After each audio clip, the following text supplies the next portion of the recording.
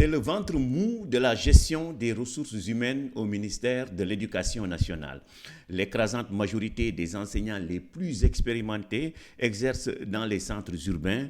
Les jeunes fraîchement sortis des écoles de formation sont, eux, affectés souvent en zone rurale, souvent dans des villages très enclavés. Les moins chanceux deviennent chargés d'école, c'est-à-dire seuls dans leur école respective. Quelques années plus tard, ils demanderont à leur tour à être affectés dans les centres urbains. Naturellement, ce sont des nouveaux qui les remplaceront. Sans expérience, ces jeunes enseignants rencontrent beaucoup de difficultés pour tenir leur classe. Très vite, le doute s'installe, les acquis de la formation initiale ne semblent pas suffire pour répondre aux difficultés quotidiennes de la classe.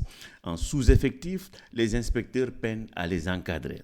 Inutile de vous dire que dans ces conditions, c'est la qualité de l'éducation qui prend un sacré coup. On me rétorquera sans doute que même esselés dans leur poste enclavé, ces jeunes enseignants bénéficient de l'encadrement d'autres maîtres plus expérimentés dans les cellules d'animation pédagogique. Répondre ainsi, c'est ignorer manifestement toute l'importance de l'étape de l'insertion professionnelle, c'est-à-dire les premières années dans le métier, dans la suite de la carrière de l'enseignant.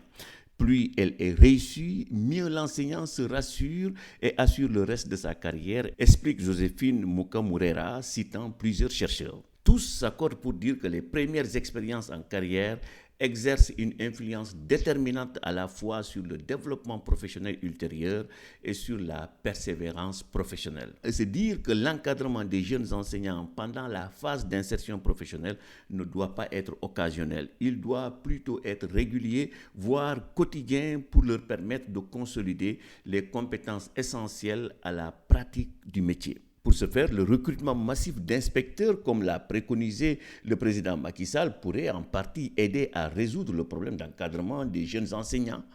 Mettre aussi en place des mesures incitatives pour que les enseignants expérimentés prolongent leur séjour dans les zones déshéritées pour encadrer leurs jeunes collègues serait également une solution salutaire.